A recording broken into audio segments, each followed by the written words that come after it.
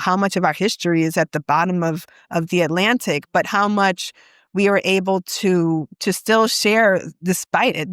There's still points of connectivity through oral tradition, etc. I mean, man, imagine if we had been allowed to, not punished, to be able to read and write, how much more could be shared. So I think that that's even more empowering to realize, help people understand that history is happening every single day. So even though it's current right now, it'll be history in the future. So make sure that you are still sharing your story, and make sure that you realize how relevant they are.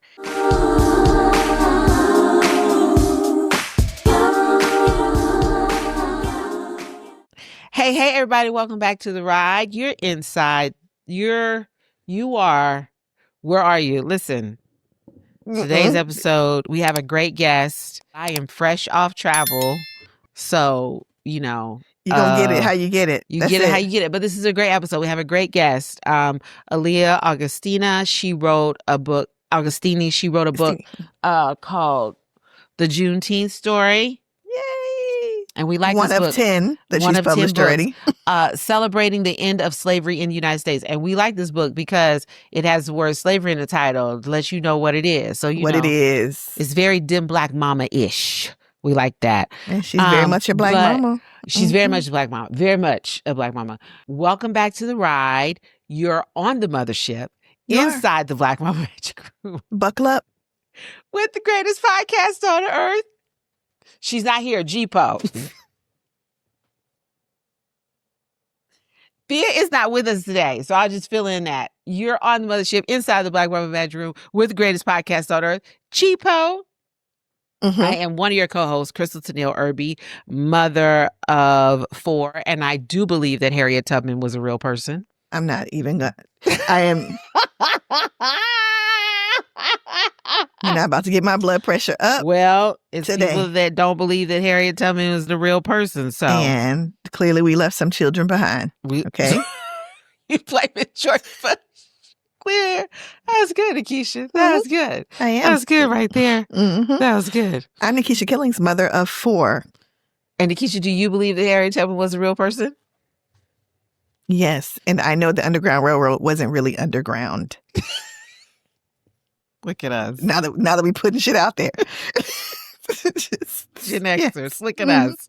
Look at us. Prove that our education means something. But as I said before, we have a wonderful guest. We're very, very excited to speak to. I should have refreshed my lipstick. You're fine. You're fine. I'll refresh it when Nikisha's doing her announcements. Thea is not with us today. She's traveling today. So it's just me, Nikisha, and we'll have our guest. Yes, and I guess we can just jump right into it. We have a regular episode today. We're going to start out with our responsive reading from the Black Mama Magic card deck. I think we do need Thea here. Girl, no, because Thea will be struggling too. Thea and I both were struggling. So Thea had the right idea. Thea was like, yeah, I'm not available today. I'll be traveling. But from the Black Mama Magic card deck, which you can purchase on our website. I'll have the link for that in our show notes. So we'll do our responsive reading, and then we'll move into our church announcements, praise reports, and prayer list requests. Then we'll move into our mac and cheese with our guests, and we'll close out with Black Mama Say, which we're doing a little something different this time. So Nikisha, you wanted me to pull card 19. Let's do it. 1 + 9 is 10. Thea's not here, so we don't know what that number means. It goes down to 1. It goes down to 1. And 1 is Thea's not here. We don't know what that means. So if you're listening, 1 is important. If you're listening and you know what 1 means, just if you're listening and you're watching on YouTube or you're listening on Spotify, just put it in the comments what the number 1 means. Or if you're just listening and there's no comment section for where you're listening, hit us up on Instagram, put it in the comments. I just want to let y'all know 1 means da-da-da-da. Do that on the Instagram post about this episode. Don't let us do this without her ever again, because we're not. I mean, it is what it is. It is what it is. Okay, card number 19. It's a good chord. What's 19 talking about? It's a good chord. I I honor honor my child's divine path. That's a good card. Okay. Dear Mama, your children are divine beings who came earthside with a divine purpose. Who wrote this card? This is good. Probably Your me. job is to nurture them in that purpose. Release the ego that encourages you to chisel them into reflections of you. When you feel uncomfortable, afraid, and did that hurt? Did that hurt? Did I step on some toes? Did you I make you curl your toes back? I'm going to say Thea wrote that, because I wouldn't write nothing that hurt me like that. Thea wrote that. Okay, go ahead. Your job is to nurture them in that purpose. Release the ego that encourages you to chisel them into reflections of you. That's good writing, chisel. When you feel uncomfortable, afraid, and lack answers, resist the urge to instantly respond in old patterns and behaviors. This card is doing some work.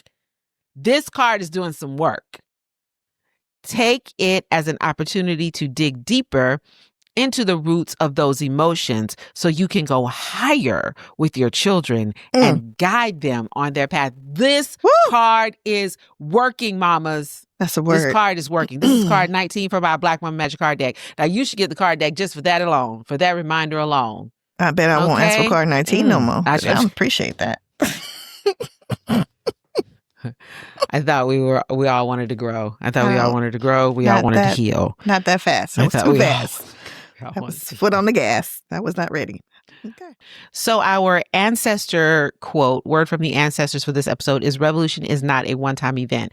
And that's from Audre Lorde. And I'll have the link for the essay that's pulled from in our show syllabus. So we have a show syllabus for every single episode. And the reason we have a show syllabus is, number one, the intention of our show is expansion and healing and creativity and liberation. And in order for that, we feel like to happen, we want to give you resources and concrete tools. Absolutely.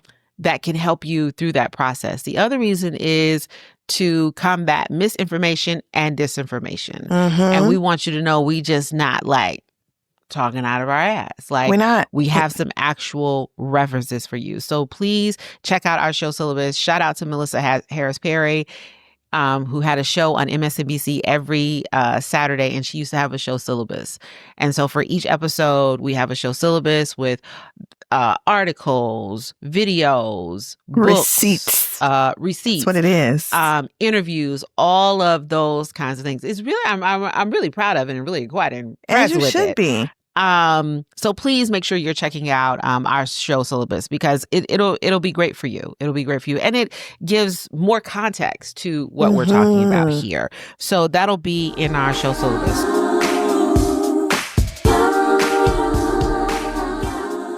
So we're going to jump into our church announcements. Do you want to go first, Nikisha? Or you want me to go first?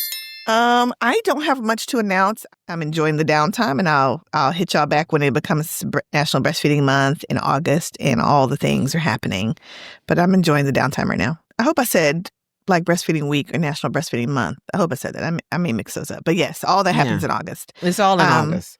There is a child in my video. Hello, my child.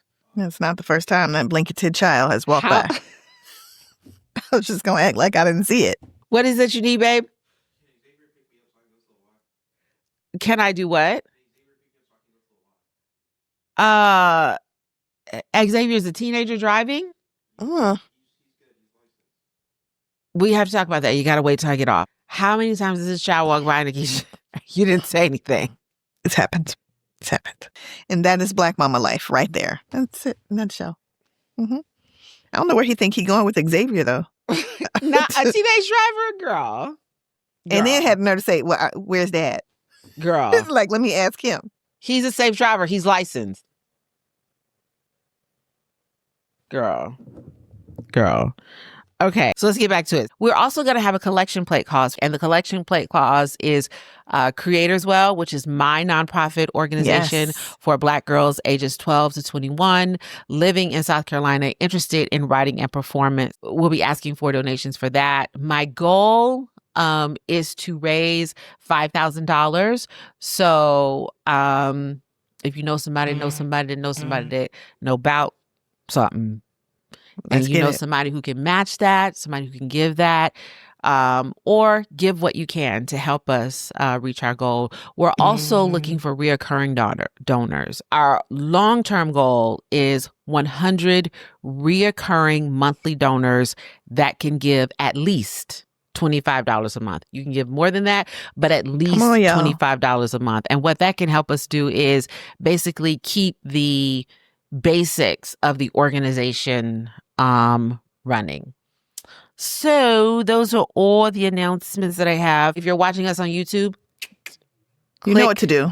The link, not click the link. Subscribe and like. That's what I meant to say. Subscribe and like.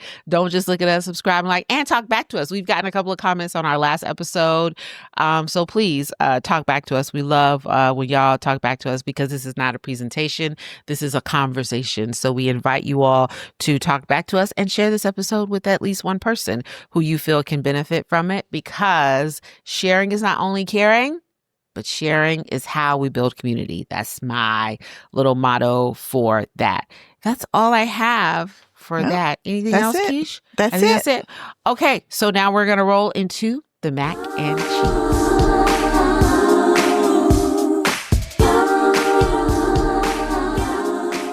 Okay, everybody, we're going to jump into our mac and cheese segment. And today we're joined by children's book author Aaliyah Augustini. Right, Augustini? Yes. I'm getting better than Keisha. I'm getting better. You did that. Good job. Yeah, everybody knows name pronunciations in me is a thing. So I'm getting better. Okay, so we're going to start off like we always like to start off. We like to read the bios of the Black women that are on the podcast, because sometimes you don't realize like how much you've done. So, it's like, yeah, girl, that's you. You've been doing all that, because we just keep our head down and we just keep working. And I said it in our intro, but we're going to talk about Aaliyah's 2 books. She has the Juneteenth cooking book. We're not good at There we go. Look at that. So beautiful. And she has the Juneteenth story, celebrating the end of slavery in the United States. We're going to talk about that title a little bit. So if you're on YouTube, you can see the beautiful illustrations in the book. And we'll have the links for the book in our show syllabus. Okay, so here we go. Buffalo, New York native Aaliyah Augustini has marketed everything from iconic brands to scrappy startups, but motherhood helped her return to her first love, children's literature. She writes to spread joy, truth, and to help more children see themselves reflected on the page. Alliah is the author of many picture books and easy readers for children, including Junior Library Guild Selection, Big Tune, Rise of the Dance Hall Prince, starred reviews from Kirkus and Publishers Weekly, New York Public Library, and Chicago Public Library, Best Picture Books of 2023, Black Kidlit Award-winning The Juneteenth Story, celebrating the end of slavery in the United States, Oprah Winfrey, A Little Golden Book biography, The Juneteenth Cookbook, Great Idea Malia, which is one of my faves. I love Great Idea Malia. I just heard good news about it today too. Oh, okay. Yeah, well, if you can share, girl, we want the tea. I love Yes.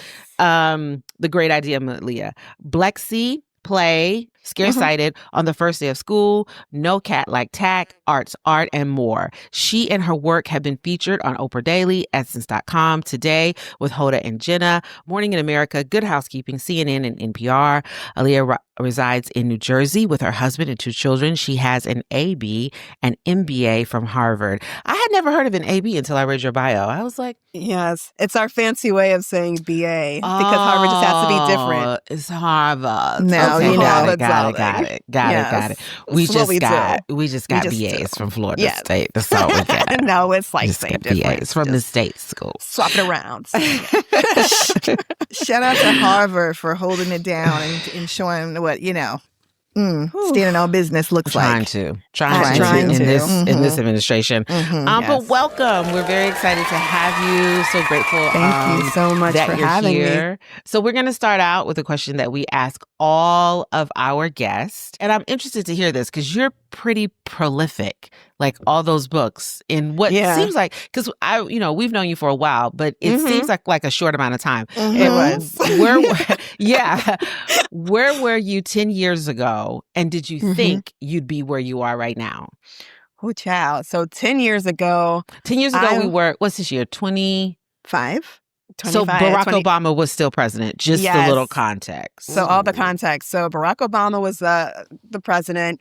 I was a newish mom. My daughter was about to on her way to turning 1. I had actually left corporate and stayed home with her. And I was at this point, I was itching to do something else. And I'd started doing some marketing consulting with small early stage businesses. Because I always knew I wanted to do something like a little bit more out there, even though I've got these, this MBA from Harvard and, the corporate expectation was there. I always knew that I was a little bit more like tambourine and, I wanted to do something a little bit more off the beaten path. I wanted to do something more creative. So I was like, I'm going to work with smaller businesses. And I'm going to, try to figure out how to do something to help them with their marketing. And I work with a lot of, bootstrap businesses that were founded by Black women entrepreneurs, which is really, really pretty cool. But one thing I realized I tried to do with almost every single project I was working on was some element of writing. And I actually started a blog that was focused more so on marketing, from the, multicultural standpoint and just from my general observations. And I just realized how much that writing piece, brought me joy. But I thought of myself as a math person, as more of a business person. I always knew I was, creative too, but I never thought that I needed it to be core to my existence. A lot wound up happening during that time. And so me being a writer now, it makes sense when I look at my trajectory over time. But it's not something that I ever would have predicted for myself. I loved going to story time so much with my daughter when she was little. The library is actually right around the corner from us, so it was great. So it's funny because a lot of the librarians, they remember me from when I would go to story times. I went, honestly, somewhat for the stories and somewhat for socialization. I mean, I know you guys know what it was like to have that first kid, and you're just like, oh, story time is popping, but it's also like, I just need to get out of my house. And I need to, figure out what's going on with like being a mom and figuring that all out. But there were more stories I realized that featured families of color than there were when I was a kid. I'm sure, when you guys were a kid. But then I started realizing that those people on the flaps, even if they didn't show them their picture, I was like, wait a minute. You mean the lady that wrote Lola is not even Black? So many of these people who there were some, but, there weren't quite as many. And there were some books that I'd find that were self-published that did actually feature authors and illustrators of color, which was good. But I just realized that there were other stories that I really wanted to see. When you said that you didn't know that writing was going to be core to your existence, when did you figure that out? When did that light bulb go off? Like, this is... Yeah, that's a great question. It was really around... Or was it like a gradual? It was gradual because I first started out with doing like a blog occasionally about marketing when I was doing more marketing consulting. And then I was thinking about like, do I want to pivot into another business of my own? And so then I started like a platform that was more so for like exennial women like ourselves called Grown-esque. And I was writing just essays there that were kind of about just like being, a woman of like a certain age, at this point. And it was just fun for me. It was, writing things that were reflections on like life and motherhood, and sometimes just little quips and things like that too. Because a lot of people would say, I see your posts on social and I like your voice, like you write well. And I was like, oh, thanks. I just do it. I don't really think of it as a thing. And that's the thing about things that are your natural gifts. You don't really think about them because sometimes they come. Obviously, they need to be honed. I've always had like little ideas here and there for picture books, and I started putting them in my notes app on my phone. I think as early as maybe when Daphne, that's my oldest, was about a year or so old. So I started putting my notes app in my phone, and then I had Evernote too. So I just started a notebook in Evernote, and I'd put kids' stories. Sometimes I'd audio record myself. Oh, wow. Sometimes I'd just jot down little nuggets of things here and there. And then eventually, around 2019, I was thinking about the fact that I know we were talking about my name and the pronunciation of it. I just remembered how the first day of school was so, I guess in some ways agonizing because both my first and my last name start with A. So regardless if they're going by first name or last name, I knew there was going to be some serious tripping up of the name. It was just, it comes with the territory. So Aaliyah or Agostini, one of the two is going to be tripped up. So I just wait for that pause for the teacher and then I'd correct them. And it was a thing. And normally they would learn my name. But I was like, I feel like there are first day of school books that are about children that are from outside the United States, a lot of, Asian kids and their names and, et cetera. But I didn't know how many that there actually were for Black children, and I started drafting a story about that. And I was like, oh, I really think that this needs to be a thing because I would love for it to be a resource for kids like myself. Actually, I remember I was at the Y waiting for an exercise class once, and I heard these two girls talking about substitute teacher day and how they hated when they had substitute teacher day because that meant their name was going to be butchered yet again, and they had to teach it to somebody yet again. And I was like, this still goes on, and it continues to go on all throughout our life, as we're introducing ourselves. So then I came up with this idea for a book called Aaliyah for Long, Aaliyah for Short. It was fictional, but kind of inspired by my own experience about a little girl understanding the meaning of her name. And it was 2019, and I was kind of at this juncture where, in our family, we had a lot of loss, a couple of losses at the same time. I'd been working with this one startup, a little bit more. It was consulting, but it just was not. It was not a good match for me at that point. And I was just thinking and reflective of what I want to do and what I want my impact on the world to be. And for something just kept on tugging at me, try to figure out how to make this writing thing a real thing. And so at that point, I would just talk to people and say, hey, I'm interested in writing kids' books, but I don't know where to start. I don't know what to do. And that would lead me to one person that said, hey, I have this one friend that self-published a book. Then you can talk to them. And then another person that said, hey, I have another friend who's trying to figure out this path to traditional publishing. So I'd have conversations with people that were also along the path and people that were willing to talk to me. And then, I was directed to some resources that wound up kind of helping me along the way. And it's really, I asked some of the wrong questions to the right people. It's a lot of trial and error. And eventually wound up to this path. So the funny thing is, my first book was actually the Juneteenth story. It was not a book about a little girl and her name, and a book, which is amazing. Your Name is a Song wound up coming out probably about a year later, and I know the author Jamila now, which is a beautiful book. I was like, I'm so glad they have a book. That's so funny. But ironically, my 10th book just came out a few days ago. Which is wild just to even be able to say that. Called Scaresighted on the First Day of School. And it's a book about... And I love that. Thank you. It's a book of portmanteaus about social emotional learning. But the thing that is really the linchpin for her is the fact that she has a lesser practice or more uncommon name and that the teacher mispronounces. So I was able to kind of weave that bit of my experience into the book, but it's still about broader social emotional learning. So it's just funny that the topic that was the catalyst for me actually ultimately wound up coming into play about 10 books down the line. But publishing has a weird order of how things happen anyway. Yeah, it does. Yeah. So can we shift a bit to the Juneteenth book? Let's talk about that. Yeah, we can shift to the Juneteenth. Yeah, sure. So there are a lot of different ways you could have gone with that title.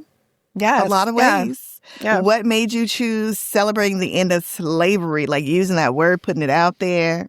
It's so funny, and I wish I could take full credit for it, but actually it was through collaboration with my publisher. Initially, the story was called The Juneteenth Story by itself, but then they added celebrating the end of slavery in the United States because at that point, most people didn't know what Juneteenth was.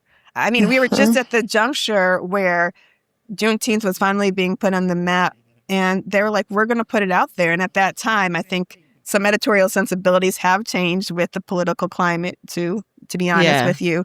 But that was a really positive and collaborative editorial experience. I actually wound up going through a couple of editors, but they weren't afraid to really push on the topic and to share the real at that time, which I appreciated. So where some people might potentially couch it, I think oftentimes when you see Juneteenth books, it'll just say Juneteenth, or it might say something about freedom.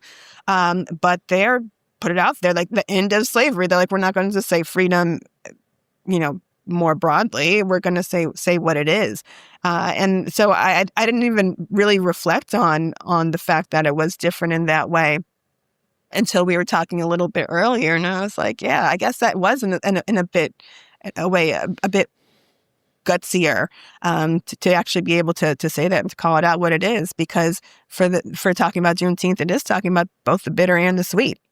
Absolutely. And people, I mean, if you look up the book, like let's say you're on Amazon or whatever site, other books will be recommended, and they do not have slavery in the title. I think yours is the only children's book that probably has slavery in the title, because people don't like to talk about enslavement. They don't. No. White people don't like to talk about it.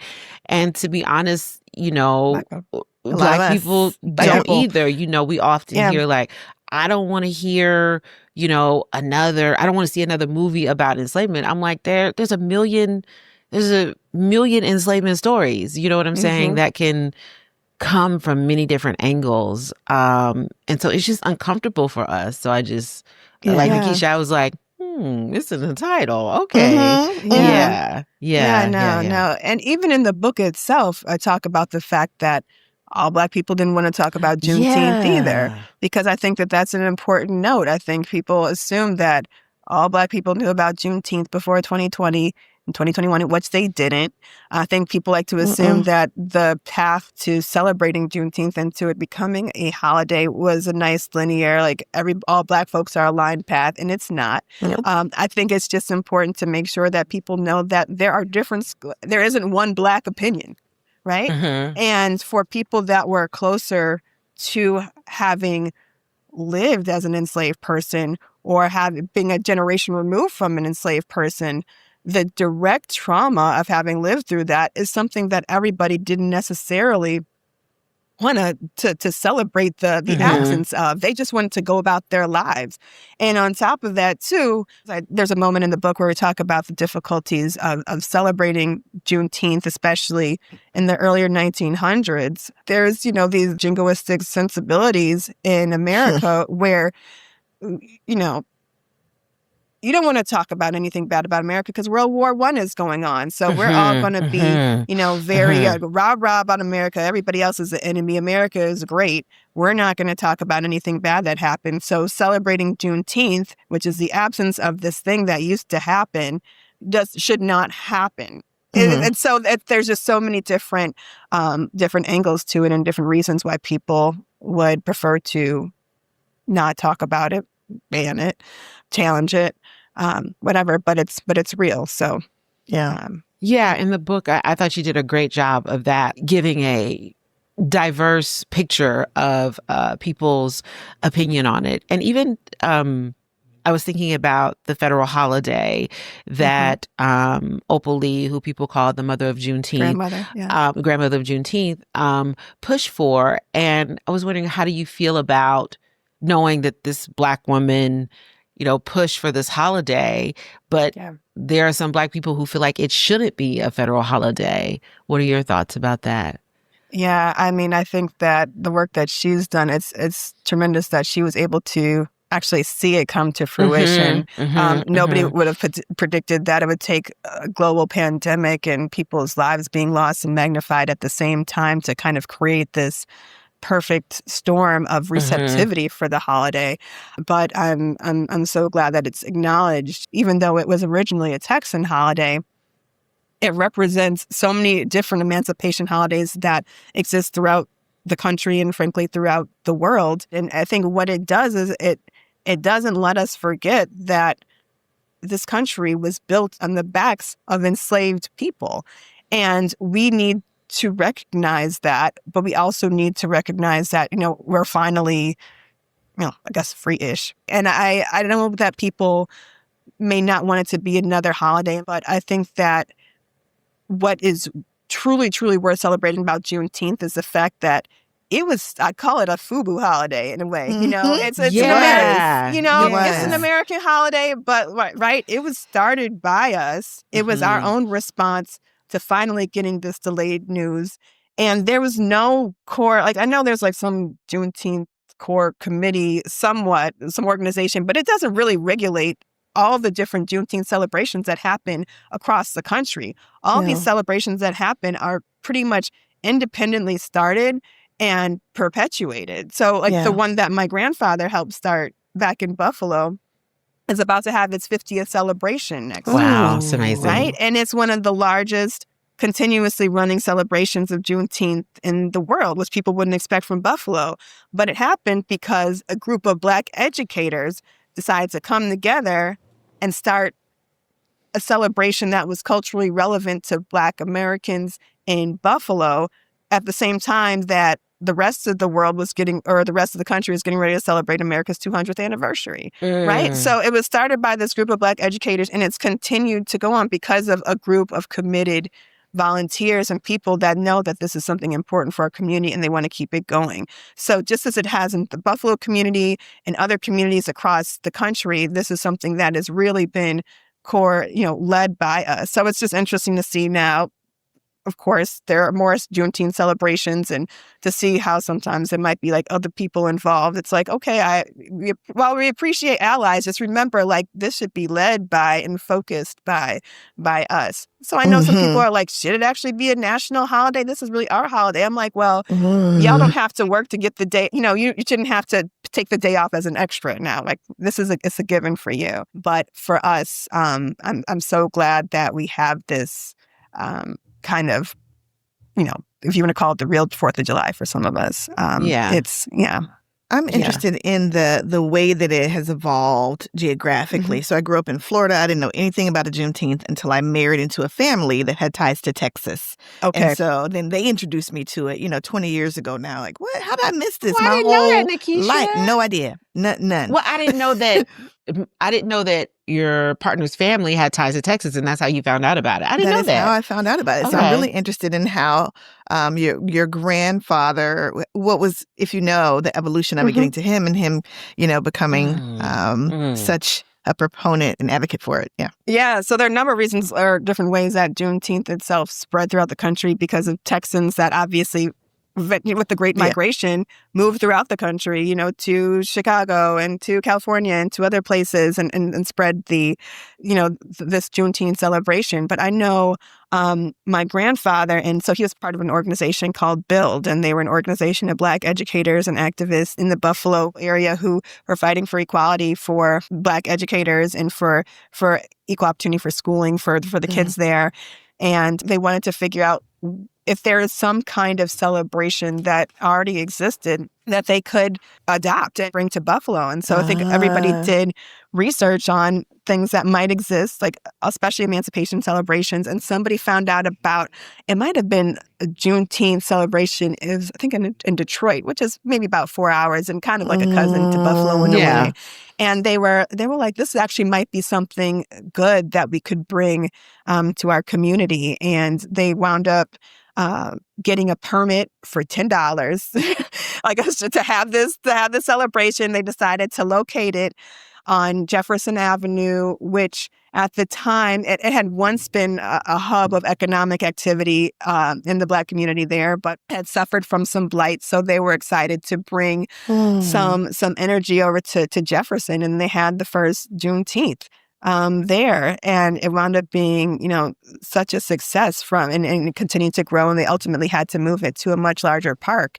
But because of the continuity of the celebration there and all the things that they've involved, I have great pictures, a picture of my grandmother on stage with Al Sharpton and Curtis Blow, because in the 80s, because they had a giant Juneteenth concert, very 80s. It's Reverend Al, in his previous state, with his look, and Curtis Blow. My grandmother was mad at Curtis Blow because he was kissing the girl. Anyways, it's a whole other Tea. story. Just Tea. tea. Just tea. That is Just tea. She was like, he tea. pulled the girl up on stage and he kissed, and my grandmother didn't play. But anyways, I love the vintage tea. I love it. Yes, it's just like it's a steep, just like Especially when it's 40-year-old tea. Yeah, that's kind of like activist tea because it was also going around our Juneteenth. It's good tea. It's Yeah. But it took so many different iterations. So they were actually a resource to other communities that decided they wanted to have Juneteenth celebrations, and to kind of be a model for it. So when I had the opportunity to write this book, I wanted to make sure to bring in a little bit of my personal experience and connection to the holiday, and also use it to magnify the work that had been done in our community, which many people, you're going to overlook Buffalo. You're going to think about Buffalo. You're going to think about chicken wings. You're going to think about the Bills. You're going to think about snow, but nobody thinks about Rick Black James. Folks. Oh, thank you. And Rick James, of course. My uncle was actually a Rick James protege. Get out of here. Yes. Yeah, girl. Rick James is from Buffalo. Yes, he sure is. And girl, everybody in Buffalo has a parent of a certain age has a Rick James story. I'm sure. Even my auntie has a Rick James story. I'm sure. Funny. Yes. Yeah. He knocked on the door. He was a little confused. He knocked on my grandparents' door. Anyway, the whole thing. So yeah. Keisha's like, it's like we can go down the tea. rabbit hole. Tea. No. Tea. I'm loving it. But it's nice to be able to celebrate the work that was done there. The timing of when the Juneteenth story itself came out actually wound up, I wouldn't have wanted to predict what happened. So the Juneteenth story came out May 3rd of 2022.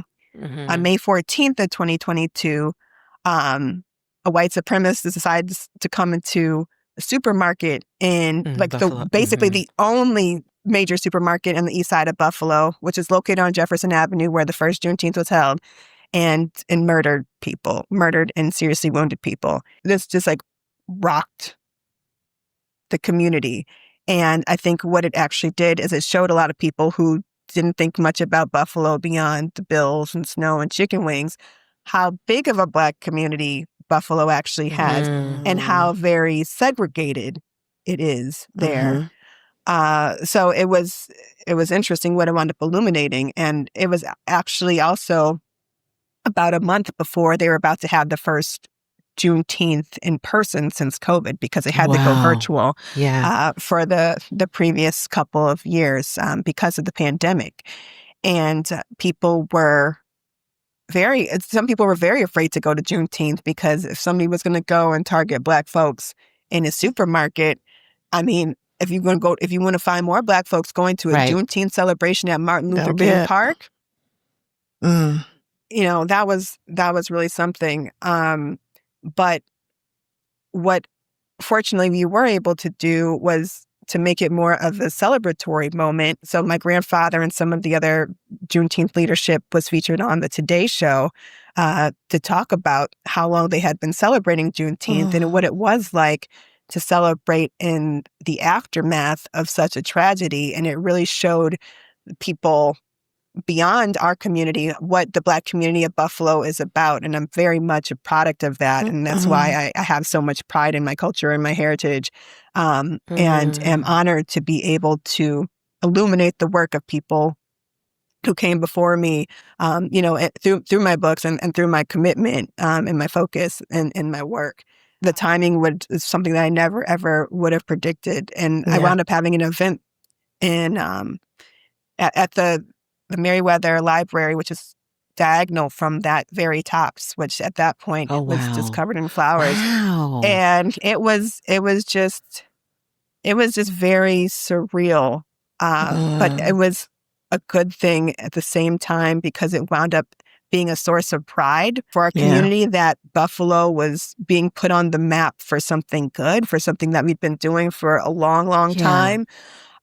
When, everybody was looking at it as, in the face of tragedy. So it just wound up having so many unexpected consequences. But I'm still processing it, to be honest. Even 3 years later. Yeah, I can only imagine so your grandfather was in the book you mentioned him, and he's Mr. Juneteenth in your community. And how did he feel about seeing his granddaughter, not only publish this book about Juneteenth, but also, you share your story and he's a big part of that story? So first of all, my grandfather just turned 94 on Tuesday. Yes. So he is so with it, but he couldn't be prouder. He just always tells me, he's like, keep on writing, girl. Just keep on writing, girl. Just keep on writing, girl. And he's so proud of the book. And I don't know how many copies of the book he has purchased to date. Every single time there's a new person on the Juneteenth board, he's like, I'm going to make sure they read your book. He's like, I'm going to make sure they read your book.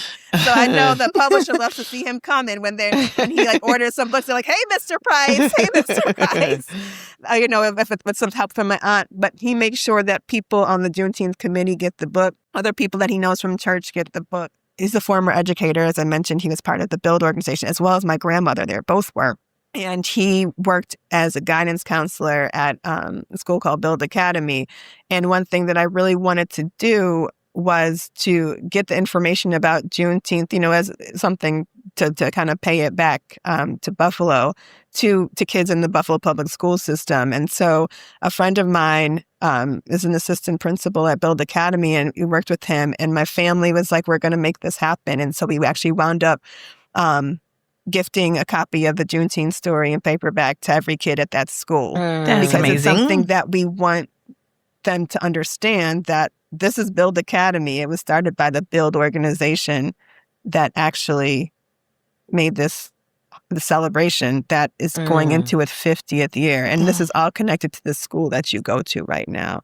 So I think my grandfather is tremendously proud and also very humble at the same time, because I mentioned him, but he was also very mindful to make sure that I didn't just mention him in my afterward, that I also mentioned some of the other leadership too. And with anything that he's doing, on the Today Show or wherever he's been talking, he wants to make sure that other people are brought in too. Because my family works very hard. They're all very community minded, but they're not ones to bring attention to themselves. So for me, I'm like, I'm gonna make sure that the light shines where it needs to be. I'm so proud to, be from the stock of him and my from all my grandparents, my parents. They're all just incredible people, and I'm so very much a product of them. And I hear that too from people who know my family. They're like, yeah, you were definitely your parents and your grandparents' child, and that's such an honor. I love that. I love that. I love that part of the book too. Like when I got to that part, I was like, oh, she tells her own story too. Because I think sometimes we think history is something that's happening outside of us or far from us. Even if we're living during the time, we don't often include our story when we're talking about history, And so I love that you included that story, because I think that shows us like history is local too. It's not just national, it's not just world, but history is local too. Like maybe there's not a BUILD in my community, but what are the local organizations in my community that have really tried to push things forward? Sometimes, the most people vote, during the presidential election cycle, but it's those local elections, those school board elections, those, county council elections that really make a difference. And the same goes true with movement. This, like you said, this holiday started because it's for us, by us. And it started with local people in communities, and the word spread in different ways too. In different ways. So I think it's so important. And then at the end, like you ask a question, like what is your story? I think it just helps us to be mindful that we have history. It's not something that's happening far away from us. So I really, really love that you included that. No, thank you. And it's funny because I think your reflections are really important, because the more we realize that our stories and our experiences are actually part of history, the more I think people will feel empowered to record that and to share it, because it makes it feel relevant, right? Because so much of what we experience, we're just like, this is just my experience. I don't think anybody else really cares. This is not part of history. This is not part of the narrative. But it's like, no, it's like, be part of controlling the narrative, be part of controlling history, because so much has been lost. I mean, you think about how much of our tradition, of course, was lost, during the basically the Black Holocaust. You know what I mean? As as people were crossing the ocean in the most horrific ways. How much of our history is at the bottom of the Atlantic, but how much we are able to still share despite it.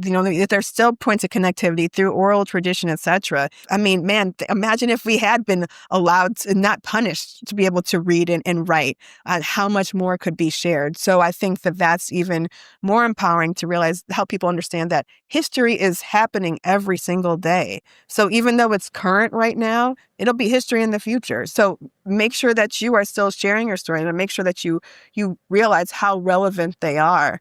And I do a presentation in schools sometimes. Actually, I did one the other day, and it talks about, like, why your story matters. Because, for instance, for me, writing the Juneteenth story, Juneteenth was just what we went through. It was what we did. I didn't think twice about it, especially when you're a kid. You're like, I go to the Juneteenth celebration. Sometimes I help, with our family has a food stand, or I help sell snow cones, or maybe we make little crafts, or maybe this year we're just more so walking around talking to everybody, because everybody knows my auntie and she's like the mayor of Buffalo. So we're going to stop every 2 seconds, and say hi to somebody. And then other people that we see are our cousins, because we have a bazillion cousins running around Buffalo, and so I just think about it that way. But it wasn't for me personally until I left Buffalo and tried to find a Juneteenth celebration. So I went to, and I was like in Boston. I was like, where's Juneteenth? And I was going to say, were you able to find one at Harvard? I mean, no. I mean, I think there are Black communities in the Boston area, but I didn't really see much of a Juneteenth. Even when I was living in New York, too, I was like, where's Juneteenth? And they're like, oh, we have like Harlem Week. We've got some other stuff. We've got other African-American celebrations, but Juneteenth wasn't one of them. And so I was like, oh, I guess Buffalo is special in that way. Yeah, it is. And, that's when you start realizing, in the absence of what you had, that it's actually special. Yeah. Oh, I love that. You don't know what you got till it's gone, I love that. I love that. When the book came out and this really tragic thing happened, right? Like, and then they still move forward with the Juneteenth celebration. You still move forward with your event, but you still acknowledged that, tragedy happening, and it's something that you're still processing. Like, I think you mentioning that and talking about still processing it too is like, history is not just a set of events. There's like emotion around it, like when you talk about the Juneteenth celebrations, a lot of joy, you know what I'm saying? Yeah. But also one thing that I think you capture in the book is the emotions and the complex feelings around Juneteenth because of the history that brought it to fruition. I love that you talked about it in that way, like you were trying to hold two things, like this wonderful, book came about, but also something really tragic happened in our community that's tied to the history of this country. And your grandfather didn't run away from that, and you didn't run away from it at the event either. I think I don't know if this is your intention, but I think you're just giving a lot of information about how to process and hold history, like it's not just a set of events, but there's more to it than that. Yeah. Yeah, no, I appreciate that. And it's funny, I don't know if it was my conscious intention necessarily, but definitely subconsciously, it's something that I understand and realize, and perhaps, through writing it and providing different perspectives, it accomplishes that goal. I wonder, Aaliyah, our audience, as you know, are Black mama creatives, and you are certainly the quintessential Black mama creative. All of us. I wonder if you can share with them, because many of us, myself included, have some books that are still locked inside that have not made it out yet. A bit about how you got to the place of actually having something to hold and share with the world. Yeah, I'm curious about it too. Like, how were you? Like you said, you just talked to people. Like, was there any fear or apprehension about just like, hey, I'm trying to publish some book. What you know? Can you give me something on that? Like, was there anything around that? I think eventually I kind of just got to this point where I was like, like I mouthed the word, blanket. I was like, I just want to I'm just going to like stumble around in the dark until I get some information. It is sometimes like who you know and for advocacy. My husband knew what I was trying to work on, and a friend of his from college was a published middle grade author.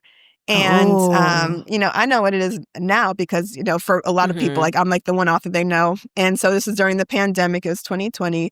And funny story, he used to be in this dance group in college where like, he was like, I would stand in the middle and then the girls would like dance around me and I would just do like a little thing like here. So yes, exactly. I was like, all right, so you were like the fly boy. I don't even know what you call it, right? It's like the hip hop dance troupe. Did you even dance? Exactly. So they had, they were trying to do like a virtual reunion and watch some of the dance videos, and they did it on Facebook, and they must have tagged a bunch of... I am still stuck. I know. You know what she's talking about. I am still You know what she's talking about. You have seen it. Yes. Yeah. Right, but I'm still stuck. Listeners, have y'all moved on? Do you even know what the rest of this was? Because, girl, okay. Guess what? We gotta have you come back because you have tea. You have some. You do. You have some. You have some civil rights tea. You got this 90s Gen X tea. Yes. So yeah, we gotta have you come back. It's just gonna be tea time with Aaliyah. Girl, I could be a segment. I could talk all day. What did you think when he said that? Like, okay, did y'all go to college together? No, we didn't. So we didn't meet until I was living in New York after college. But he went to Dartmouth. And so he was up in the woods. He's a brother from Brooklyn. He's Jamaican from Brooklyn. And, there were Black folks up there too. But, everybody that was in the dance troupe wasn't necessarily. But I did know that he could dance. And it's funny because that actually led into the book that got me agented is inspired by him and the fact that he could the dance hall book. The dance hall book. It's inspired by him. It's girl, no, I haven't read it. But I love the title. Yeah. Girl, yeah. Okay. Yeah. Insider so it's tea. like this one right here. Girl. Oh my gosh. So anyway, so he was in this dance troupe and they were trying to have this virtual reunion on Facebook, and he didn't know what he's doing. He just like scrolls like constantly, and they must have like added him to something, and then he accidentally pressed the button. He was like, oh, wait a minute, I'm on this like meeting with all these people from the dance group or whatever. It's like, he's like, hey. And then he happened to talk to the one girl who was like a middle grade author.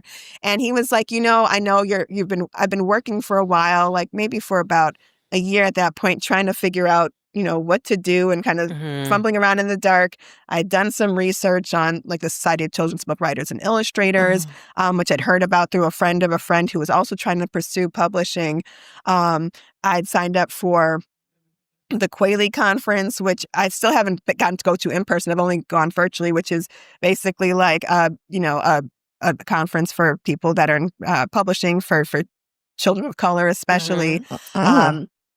So I'd been trying and learning and kind of stumbling in the dark and doing a little bit of querying to agents. And he was like, if you want, maybe I can introduce you to my friend who's a middle grade author. And I was like, no, I'm going to figure it out myself because I'm, independent. But why though? Exactly. I mean, right? we all do it, right? We all do it. But we all do it. Like, do you know why you have that feeling? Because I don't know why I have that feeling. So I'm trying to why do we do that? Yeah, because I'm like, I'm going to do it myself. I can do it myself. He's like, okay, whatever. And the thing is, like, somehow I just wind up being a natural connector of people. I don't know. I just plugged into certain networks and just wound up knowing a lot of people. So, like, I think one of my gifts is connecting people, but it's weird for somebody else to do that for me, which is, I'm sure that's something that a lot of people do. So anyways, eventually, if it was my birthday was coming up. I'm in August, Leo baby. Wait. Somebody else in here? She is a Leo. She's not here today. She's gonna hate that she missed out. Yes, I knew. I was like, Leo is not I knew here. I knew one of you. Husband and second child. Husband and second child. Okay, yeah. I have one in. I have one in my house. Leos. Yeah. Yes. Yeah. My middle son and my sister are August Leos. Yeah. Okay. So August Leos. Yeah. Got a lot of love for us. Yeah. But I was an August Leo, and I was like, okay, for my birthday, gifts are not like my love language really, but meaningful things are. So I was like, okay, you can introduce me to your friend. And so he sent her an email and she was like, okay, sure. And I know, a lot of people are like, I got this one random idea for a book. Can you like write it for me? You get these inquiries all the time. But I think by the time I actually spoke to her, I had done a lot of research and I'd written a fair number of things. And so she was like, oh, you're actually like more serious than the typical inquiry that I get. And, it was during the pandemic. We were all on Zoom. Her name is Tara Derriman. I call her my friend tour now. She's my friend and mentor. And she said she was starting a critique group with a few other authors that she knew that were published. And she's like, I'm starting a picture book critique group. But she's like, or also, we could also just like work one-on-one in a mentorship. And I was like, you know what? Like, this is really generous of you. But, I was like, I'll join your critique group and we'll see what happens. And so we would meet monthly and we would share each other's work. It was me and everybody else was a white woman, but they're all very nice, and every month I would come with a new book and they're like, that's not normal, right? Not in a bad way. I mean, but they're like, you've, the amount that you've written it's really been a short amount of time. It's really prolific. It really is. Yeah. And I have a spreadsheet with like dozens of books and things that I started. Okay. Yeah. So that's not even all of them. Trust me. Yeah. Okay. We're going to talk about that too. Let me put that down. It's got a lot going on. Write a note in that. Yeah. But I was bringing something new every time. And they were like, a couple of them were agented and they were like, I can introduce you to my agent potentially, which was helpful. And of course, the first one's agent declined, which was fine. But, I kept on writing and writing. And I had this one book that I really loved and they actually loved it too, but it was getting rejected. It's called The Dancing Lady. And I still love that book. And it's kind of inspired by like a lady in my neighborhood she literally like dance walks through the neighborhood and she's amazing and brought us so much joy anyways. But somebody was like, what if the kids in the book were a little bit scared to dance? And that brought me down like another trail altogether. And I thought about these stories that my husband used to talk about when he was a kid growing up in Brooklyn and, this big, Jamaican family, and his family used to have these big parties. He was kind of shy. He would hang to the back. Everybody else was dancing, having a good time. The kids might be upstairs or whatever, but he would come downstairs and he would clean up the bottles, the cans, and he would take them for coin collection because we do coin return up here. And he would be able to collect the money and he hung back and did that. But the funny thing is, he's actually the best dancer I know. And a lot of his family members didn't even realize he could dance until they came to our wedding. They were like, Shane got dance.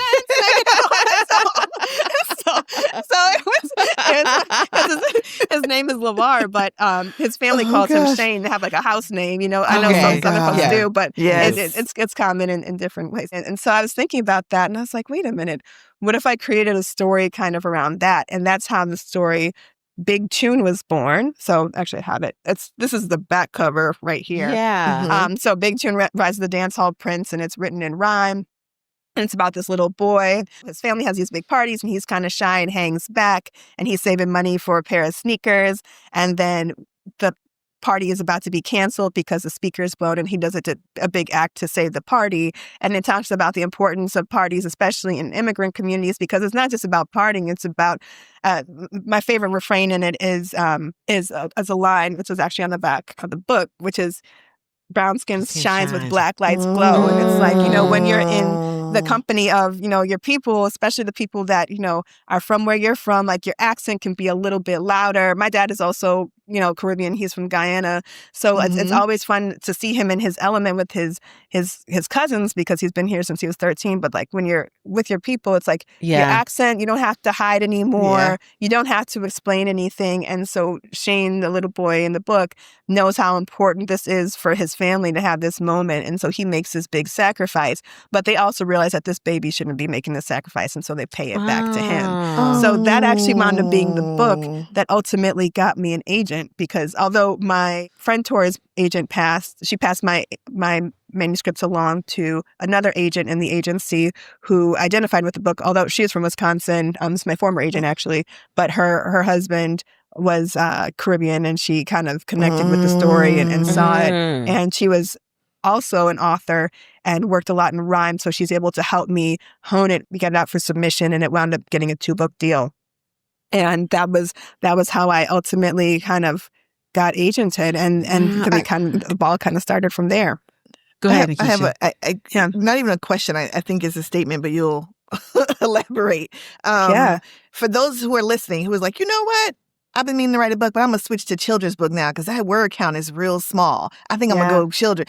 I bet it is as difficult, if not even more, because every word counts so much. Yes. In children's book writing. Oh. Yes. Because children's books are getting shorter and shorter too. Now, the Juneteenth story is wordier than your typical picture book because it's a work of nonfiction. And actually, it's kind of classified as middle grade, which is more like your 9 to 12, which is interesting. People don't realize that. So sometimes people will be like, can you come and read the book? I'm like, warning, this is, it's a lot more words. So sometimes I have to paraphrase when I'm reading it.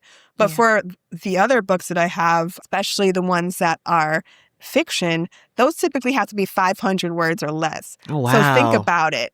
You have a whole story. You would have to tell a whole story, develop multiple characters, provide a setting, provide a setup for how things are, the catalyst for a conflict, the 3 steps of resolution, and a satisfying conclusion, all in 500 words. And I think it was, I know we're Black mamas, but Mark Twain that said, like, if I had more time, I would have wrote a shorter book, right? Because it's like, you gotta, you have to condense really important information in a really big story into a small amount of time. So sometimes it works, but you talk to people, and even though it might seem like a more simple book, it's like that book might have taken that person dozens of years to kind of to hone to where it is. It edits, because it's not that you're like sitting at your computer being like like once a day, but you're coming back to it at different points, because you kind of have to let it sit and simmer and figure out how to position it in the way that it really needs to be. So it's tricky. It's like people, I guess, like pilots that can like fly to Asia versus people that can do shorter distances. They're different skill sets in a sense. So, sometimes you'll see novelists that are like, oh, yeah, I'm going to write my first children's book. I'm going to write my first picture book. And they're like, oh, wait a minute, this mess is hard. I imagine so. I knew you were going to say that. I knew you were going to say that. Yeah. But I mean, it goes both ways, too. It goes both ways. For writing something that's longer. Something that I wanted you to expand on was community.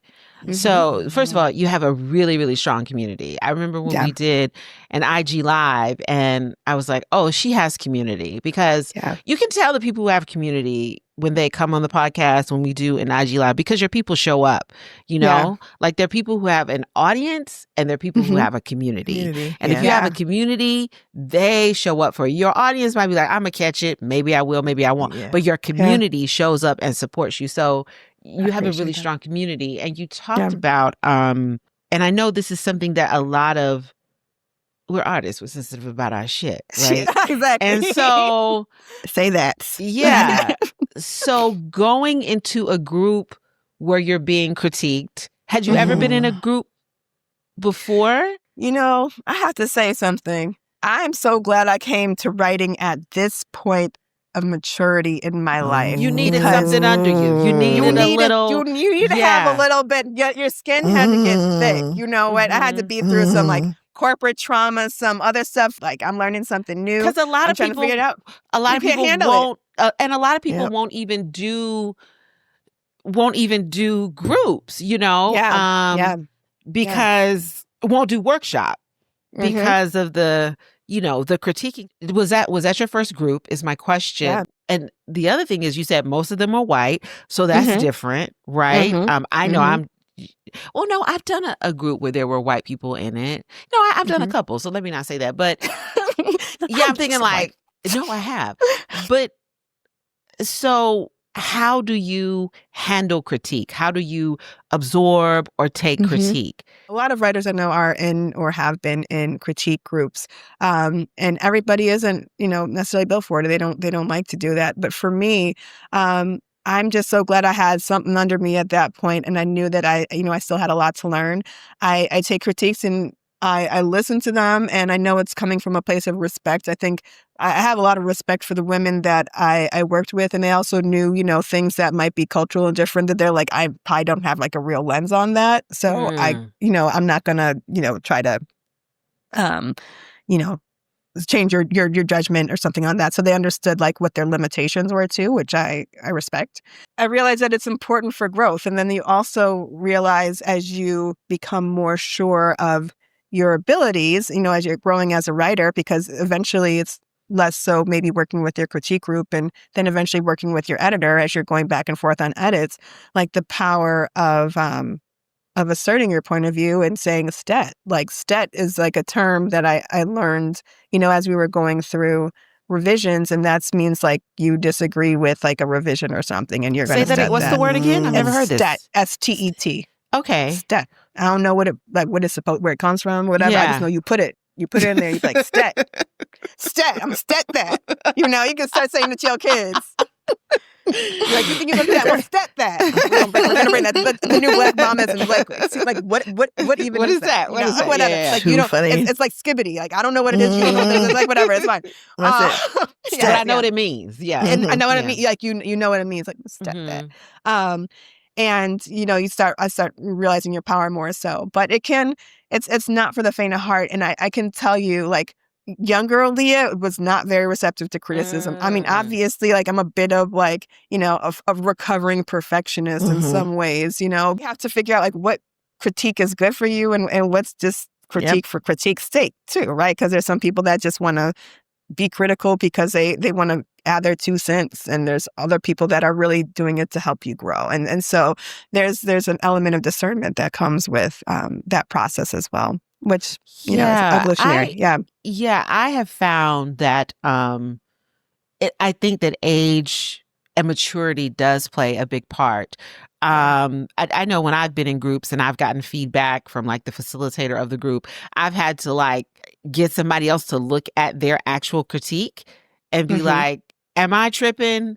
Or, because I'm so close to it, or if I feel like they're not getting it, I couldn't really hear what they were trying to tell me. So I would have to give those critiques to somebody else, and they would be like, yeah, you tripping. They're actually saying this, and and this is not like, they're not ripping you to shreds. This is like some really, really helpful, stuff. And I've had a friend do that to me as well. Like, I've read her critiques from, an editor. I'm like, well, actually, he's not. You're tripping, girl. Because I immediately go into, well, it's a whole bunch of white folks in here, and he's they white. Don't get it. Yeah. And she's like, it ain't that. You're tripping. So it's tough. So I thought it was really interesting that you were able to jump in. But I do think, like you said, that maturity piece is like, this is not personal. Do you know what I'm saying? And also having the discernment. So it's like you have to hold 2 things. You have to hold like, this is not personal, but also having the discernment to know like, yeah, but this person is coming from not a helpful or genuine place that can actually like add to my work. So you had that part of community. How has community helped you as a Black mama creative in other ways? Because you really have a community.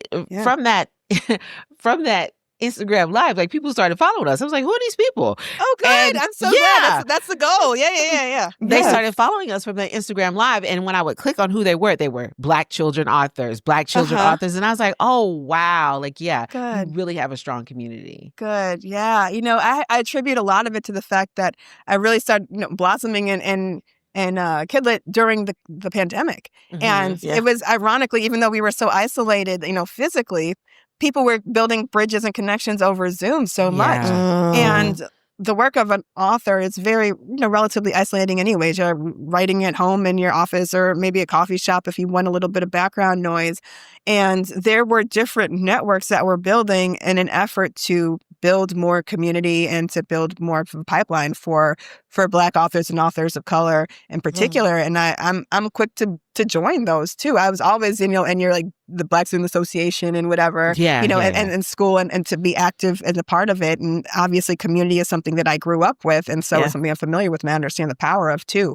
So I'm, part of, Black Creators, HQ, which is an organization for like Black authors and illustrators, as well as Kidlit and Colored, which is less active now, but it's a group of call it BIPOC creators. A lot of Black women, Indian, a group of us together who help elevate each other's work. And then also we have debut groups too. So there are people that know that they're going to be launching their book in the same year, and we work together because you realize that publishers, even though it seems, you think about what a book launch party looks like from, Sex and the City or the old, or the shows from back in the day, and there's balloons and publicists and pictures and whatever.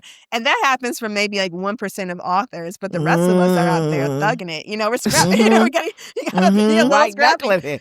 You're like, I made these cupcakes for you. When is your book coming out, girl? When is your book coming out? You want to do something together? Yeah. Exactly. No, so it's a lot of that. So it's like, we're helping boost each other in our work because we're using the power of our collective followings to make sure that things are happening. There's some people that you wind up vibing with just organically, and then you connect with them and you talk to them and you bitch and moan about, whatever's going on in the industry and also life in general, and develop friendships there and just talk about your experiences, because I think so much of what happened in the past had happened in isolation, and that we realized the power of community. Yeah. So I'm just grateful for the people that were like, hey, I see you over there, new author. Like, you should come over here and join this Zoom. Like, we have this one amazing Zoom that happens like twice a year, and I call it like Bookshelf Live. Like, I'm on this Zoom, like, I'm like, do I belong here? And it's, lots of names, I see in the corner of the Zoom. I'm just like, but you're like on all the syllabi. Like, should I be? I guess I'm an author person. It's like, I'm an author. Am I authory enough?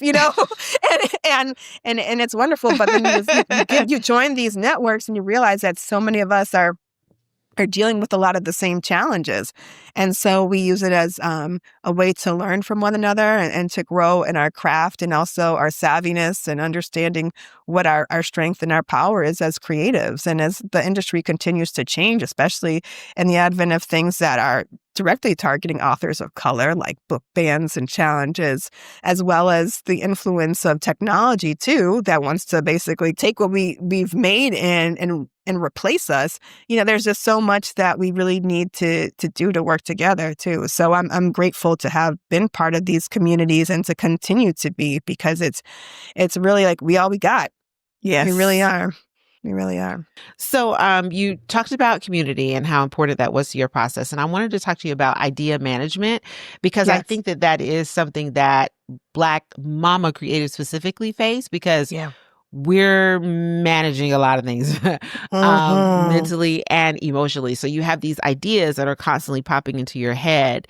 And I often tell young Black mama creatives, new moms who are Black mama creatives, that, use notes on your phone, use the voice memo on your phone.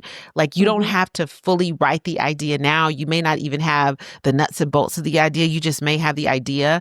But I feel like if you do that, you're like sending a message to the universe that, like, hey, this is important. This is something that I want to keep. This is something that I want to grow, and then you're also not putting the pressure on yourself of judging the idea. Like, oh, this is, because I feel like if it's in your head too long, you can just be like, oh, this is stupid. Nobody's going to like it, or whatever. You can just begin to have negative thoughts about it. So when you said that you did that, I was like, oh, wow. So what prompted you to do that? Or was it just...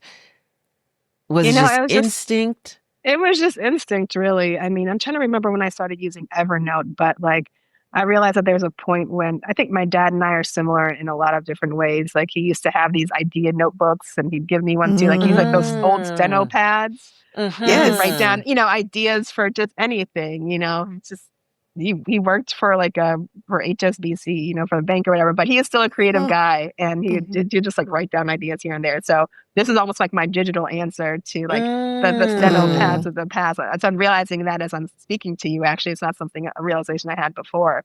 And it gives you, Evernote itself gives you the ability to separate things into different notepads or notebooks. So I have like one that's like children's book ideas. I have another one that, I want to write all the things. My husband, LeVar, he always tells me that I'm basically like, you remember on Coming to America, there was the girl when they went on the dates at the club, and there was one that's like, I want to be a movie producer, and then I want to be a star of my own videos. Yeah. So that's basically my spirit animal.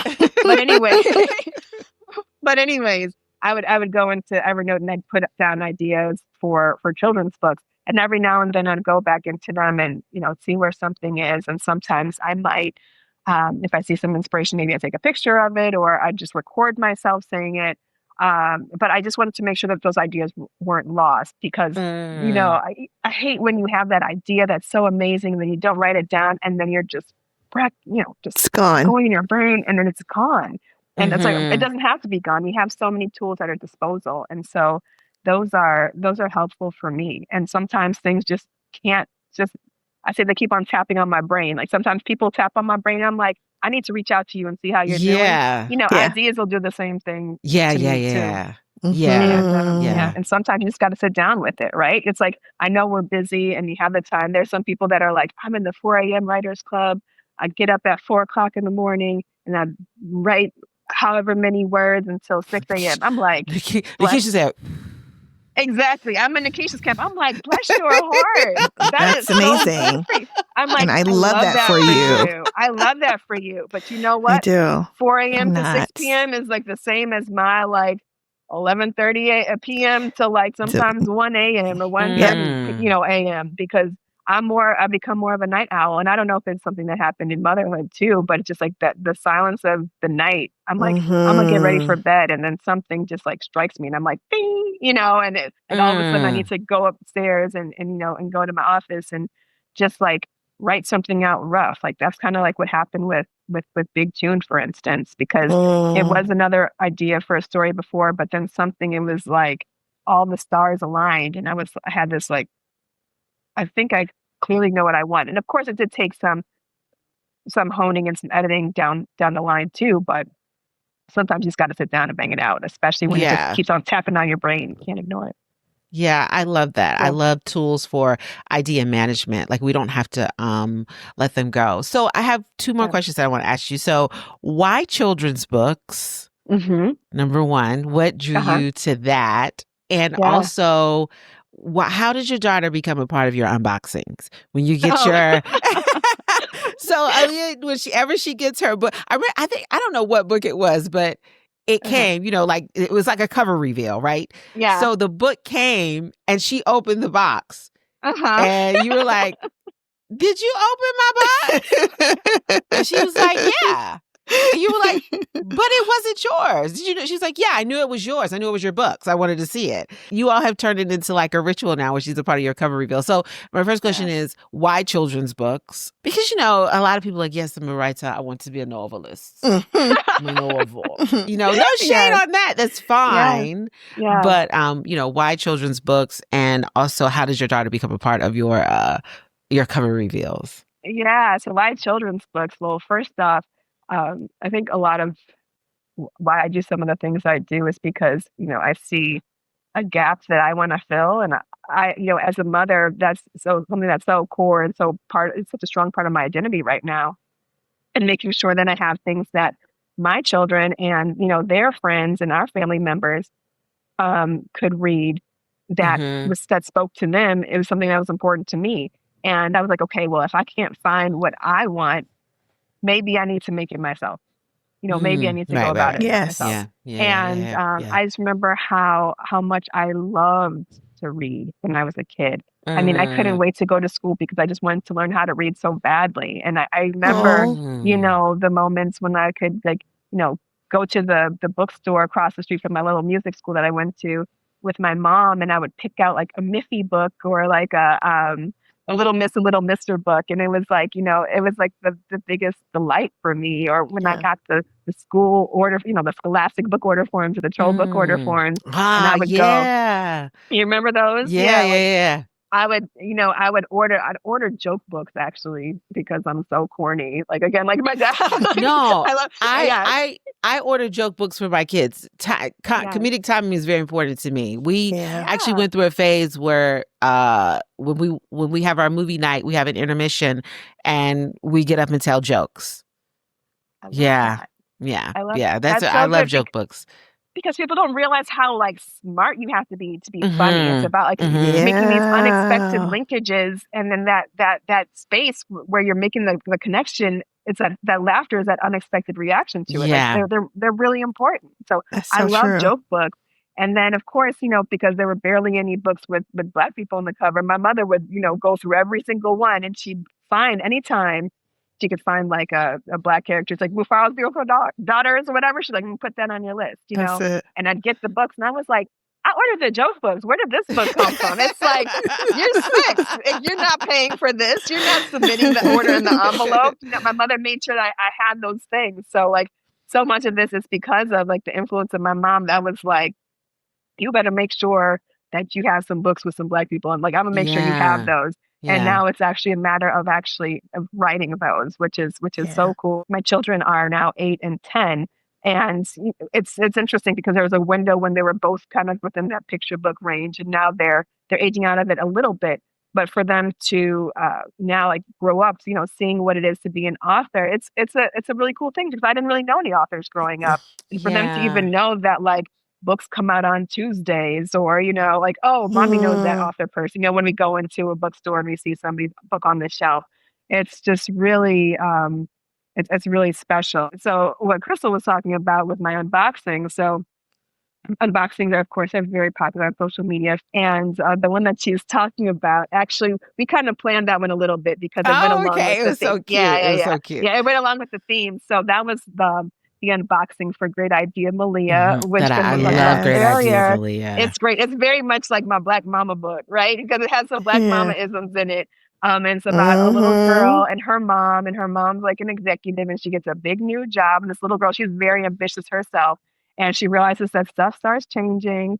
She is like, mom forgets about pajama day, and that's like the worst thing in the world. And so the little girl, Malia, decides that by the way, her name is Malia Michelle, very intentional. Her mother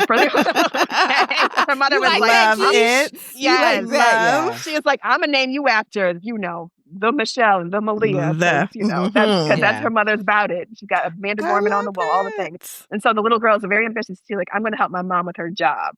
So for the unboxing, what we did is we had Daphne wanting to help me with my job and to unbox the book before I had an opportunity to. It was really cute. So it was fun. It was fun to do that. But then we also started doing just some others, just because she actually wants to be a part of it. Now, sometimes my son, he acts like, I joke, sometimes he's a hater, sometimes he's a lover. You can never not the hater. You can never really tell. I'm like, he's technically a Taurus, but I think he might be more Gemini sometimes. But, oh my gosh. That might be right. You'd be like, it's rising. Yeah. Exactly. And I'm like, you want to be a part of it? I'm like, this is the book about fossils. You love fossils. He's like, yeah, whatever. I'm watching TV. Whatever. But my daughter's always happy to join in. So it's fun for them to be part of it too, because they saw in action, or they see me on the computer. Yes. It's nice for them to see it come to life. Thank you so much for joining us. I just want to say, like, you have written so much in that short amount. Does it feel like that? Does it feel like it's a lot, or does it just feel like you're just in the flow? It's funny because it's like, that's how much I've published, but it's not even how much I've written during that time. And there's been even more that's been written. Hopefully some might see the light of day, some might not, some is still under contract. And it's just more surreal to me when I go places and I have, I bring some of my books with me, and then I have to bring more and more books. And I'm like, where did they all come from? I'm like, I was there writing them. I wrote these books, but all of a sudden they're actually here. And it's just incredible and honestly very surreal to me. But frankly, it's just like, when something is for you or is aligned for you, like, there's just no stopping it. I'm like, there's just no stopping the power That's real. Of God in us, and of us being able to like express these different gifts. And I certainly, again, something I never would have anticipated, but I'm so grateful to be able to have the platform to create this body of work, because I've heard such wonderful reception from people about some of the books. And, they're really good. You just never know what's going to align with somebody and where they're going to have a point of connectivity. So they're really good. It's truly an honor. No, I appreciate it. So what do you have coming up? Let me know if you can give me the tea on Great Idea Malia. If you can't, I totally understand. But when you can give that tea, Did Black Woman is here to support it. Because I think it should be a series. Like, I think it should be. That's totally my goal. I mean, I actually have 2 books already written for Malia to be a series. Yeah. One is basically about her mom is going on a girls trip and she's upset that she can't join. Ooh. So Yeah. it's very much aligned with them. We need that one. We need that yeah. one. We need Yeah. that.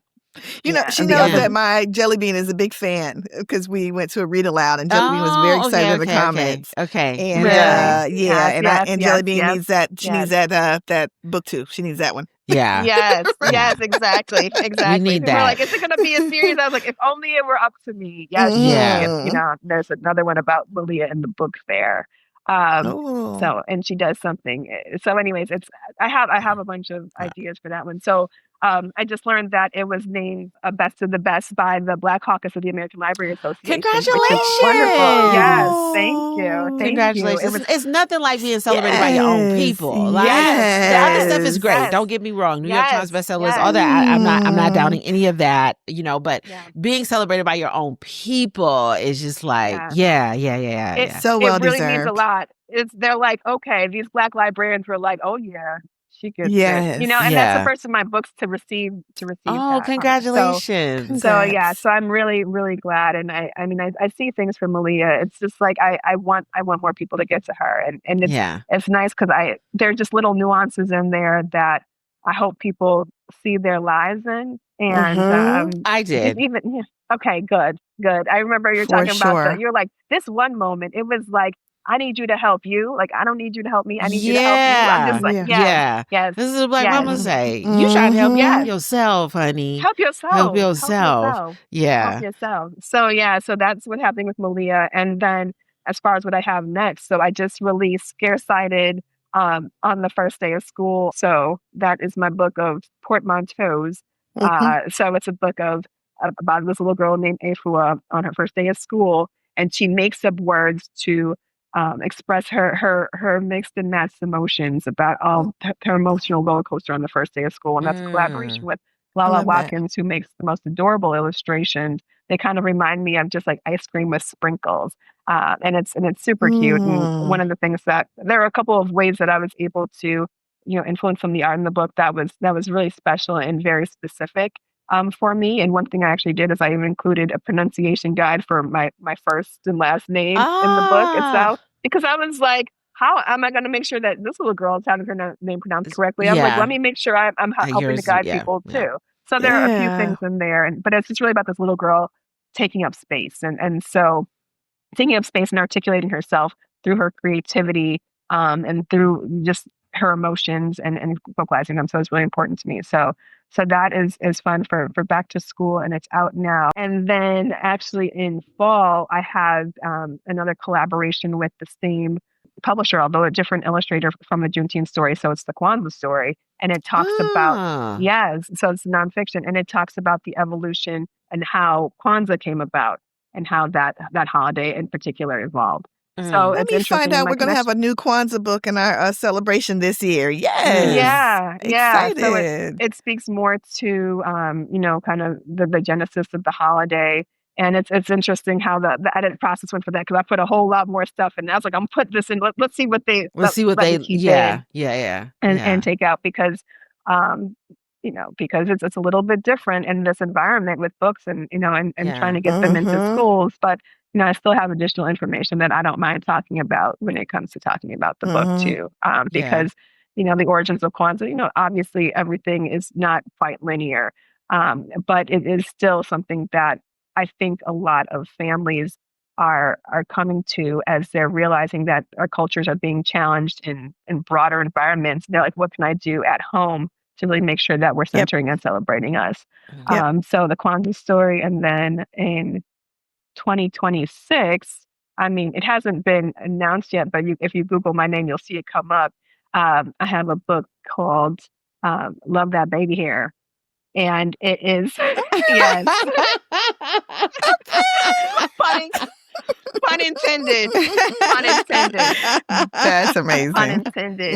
Called Love That Baby Hair. Originally it was Baby Hair, but then we made it Love That Baby Hair. And it's about babies and their funny hair. But of course, the pun about, the baby hair. Baby hair is intended. So it's a fun, bouncy, rhythmic book. So, very different from the Kwanzaa story. It's more for for the little ones. But Got it's a it. fun book. And then some more stuff that'll be coming out.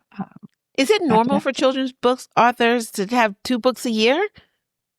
Girl, no. I mean, it's like, I'm realizing this path is not, I can say this is not typical. Not typical results. In this given year, I will have 5 books come out. That is not typical. And it's a lot. Wow. It's a lot because I'm like, oh, wait a minute, what should I be talking about at any given time? So my brain is just like, constantly changing gears. But Ooh. it's just amazing how it laddered up to that. But I guess that's part of the consequences of having the spreadsheet with over 50 books on it that you're gonna write. You're gonna try to get them out. It's gonna come to a head at some point. So and I now don't you have know the quite, formula, you know what the editors need. You can kind of crank them out quicker now that you get it. Somewhat. And I don't quite have that. I think this year is definitely more of an anomaly. So like, don't expect that from and every other one. But I have other books, like I have 2 coming out in 26, and then a couple that I'm doing as like, with a property that already exists. Yeah, because for 26 I have Love That Baby Here, and then another book about the blue like the cookie tins that never have cookies in them. Yeah, right. Yeah. That's the sewing kit. Is it the Dansky? 10. The Dansky Yeah. cookie? I think so. Yeah. I had the shortbread cookie in there, which is the best cookie in there. Yeah. Years ago. Yes. But so a lot of stuff, and I'm just really grateful to be on this path. Because I remember when we used to be in the group together, and I just loved celebrating books, and I would share ones that I knew about that were written by other people, and I never would have imagined that I'd be the one writing them. And I think a lot of us, now. a lot of us in that group were trying to figure out a lot of things, and so it's interesting to see where a lot of us are, right now, and we were kind of new momish, and so we were. So now I've got all these graduation pictures. I'm like, wait a minute. Right. It's like, oh my goodness, already. Yeah. Well, congratulations! Thank you so much for being here with us. Thank you for having me. I feel like your books are not only good for children, but I felt like when I read the Juneteenth book, I learned a lot as well. Yeah, so, and I think that's one thing that I really like about your books too, is like, even in Great Idea, Malia, I think there was some mom lessons in there as well. So I love that it's for the kids, but we get a little something too. And those, whenever you go to an animated movie, if the parents are laughing, it's like, okay, you know what I mean? Yeah. I had this very conversation yesterday, in fact. So I really, really appreciate that about your work. And, I hope you are getting some rest as well in the process. Okay. All right. Taking care of you. Yes. And we'll have the link for Aaliyah's website and for the Juneteenth book. We didn't talk about the cookbook, but y'all, it's a real deal cookbook. It has a recipe for cha-cha in there.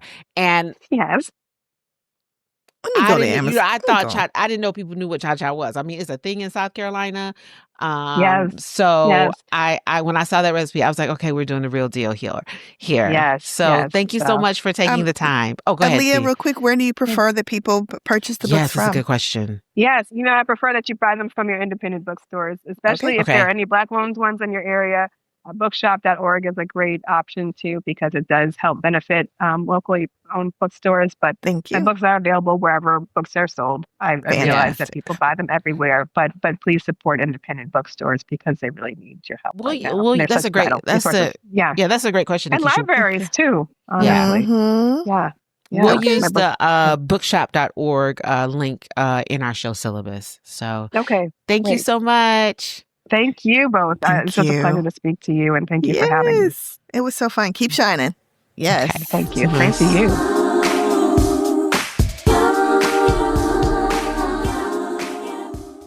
All right. It's time for one of our favorite parts of every episode, the portion called Black Mama Say, where we put our own little stank on things moms have been saying forever and ever. Black moms have been saying forever and ever. This time we're doing something a little bit different. We're asking a question not just to us, but to you all as well. But we'll answer it here first. Today's Black Mama Say question is, what gives you hope? Crystal, you want to go first?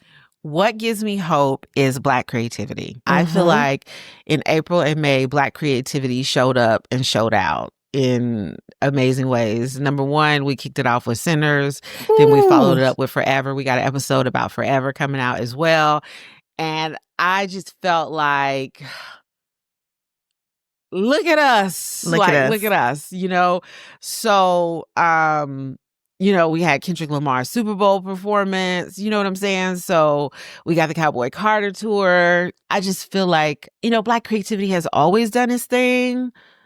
I just felt like what Sinners did for us, what Kendrick's performance did for us, what Forever did for us, I can't describe the feeling that it was like everybody was talking about it. Yeah. And everybody was talking about it in a way like that was healing and forward thinking. And even if you saw something different or your interpretation was different, we were still able to have, I felt like, conversations around it that were meaningful and impactful. Yep. And eye-opening. And I just,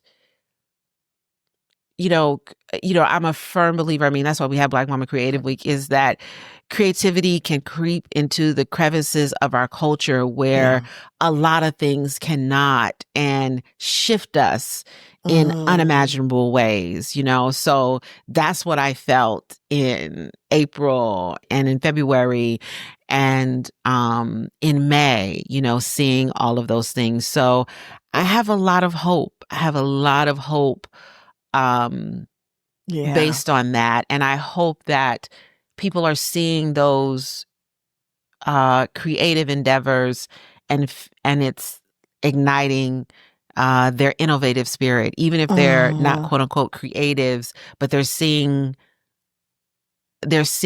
how they can do things in an innovative way and how they can be creative in their own lane. So I'm really, really inspired right now. And that was a salve for my soul. Those things were a salve for my soul. That was so beautifully said. And it really is something that gives me hope as well. And my answer was pretty similar. My answer was, I guess, Black community, but in very similar ways that you pointed out. So, 4 years ago when we were in the throes and the thick of COVID, and also when so much shit was popping off racially with, police, whatever. We said as a people, we are going to save ourselves. We're going to turn inward and take care of ourselves. And that is the thing that we did. We so much was birthed out of that time about protecting and holding us. And it continues, but there's been a shift recently in that taking care of us kind of wave, that it looks like joy and it looks like rest in ways that we haven't seen. And I'm loving that we are finding our spaces of rest and joy and creativity and loving on us as only we can and celebrating us. All of those little things we continue to see bring me joy more and more and more, and hope for tomorrow, that no matter what's going on, we're going to still hold on to our joy. We're going to still dance. We're going to still laugh deep from the belly. We're going to still have cookouts and show out like only we can. You cannot outdo Black people. And you know what I'm saying? I love that. And a lot of people are like, they don't like not a lot of people, but some people may feel like, the world is burning and Black people are out here dancing. But the world has always been on fire for us. It has. It has. And this is one of the things we've maintained is our joy. Being able to dance through it, our joy to it. I mean, we're here. Somebody loves somebody. Somebody has some kind of desires that they were fulfilling. We're here. It was pain and it was struggle and it was joy and dance and laughter and food. And that's how we created a culture, you know? So when I see that, I'm like, culture is multi-dynamic. It's multidimensional. And so the world has always been on fire for us. We have always smelled the ash. And we have held space for ourselves. And I love that we're holding even more space for ourselves now and taking the time, pauses, and space that we need. Because honestly, Nikisha, I feel like, if people need a dance, if people need a nap, if people need a break, if people need to just go inward and take care of their families, I want them to do that, because when you are ready to do some kind of work out in the world, you come rested, you come have experienced joy, so that you're not in a movement space, you're not in an organizing space, you're not trying to contribute to community, and you haven't experienced those things, you could actually do harm. Yeah. Right? Absolutely. And so I think that those things are important. And a lot of times when we haven't done those things and we're trying to work in community and with other people, harm has been caused and things have fallen apart. I agree. So I agree. I like that. Follow us on Instagram at Den Black Mamas Podcast. And if you don't want to miss a minute of the magic, sign up for our recently revamped newsletter, The Mothership, which includes reflections on the conversations we've been having and hearing. And we also share a collection plate cause where we'll spotlight causes and initiatives that resonate with our community. And this podcast only comes out 2 times a month. So it's good to sign up for our newsletter because you'll find out things probably before the podcast comes out, because we only comes out 2 times a month. And don't forget to check our website, www.denblackmamas.com. Den Black Mamas is a conversation. So our inbox is always open. So is our comment section. So talk back to us. Mm-hmm. Send us your thoughts about the show. Show us some love and ask some questions at magic@denblackmamas.com. Be sure to listen and subscribe wherever you're getting your podcasts, including YouTube. Hit that like button. Don't just subscribe. Rate and review us. If you're listening on Spotify, you can leave us some comments or just show us some love. If you're watching on YouTube, you can leave us some comments or just show us some love. If you hear something that you like, put it in quotes in the comments so we can know what resonated. Maybe have some more conversation around that. And, look us up on Instagram for the post about this episode, and you can hit us up in the comments too. We like conversation. That's inspiring for us. That gives us good ideas. It gives us time to reflect. And also share this episode with at least one person who you feel like can benefit from the episode, because sharing is not only caring, but sharing is also how we build community. Yay. And in closing, maintain abundance. Ooh, what should we have said? Maintain, expect abundance. There we go. That's all we got. We ain't got no more. No more. Love y'all. Namaste. Namaste.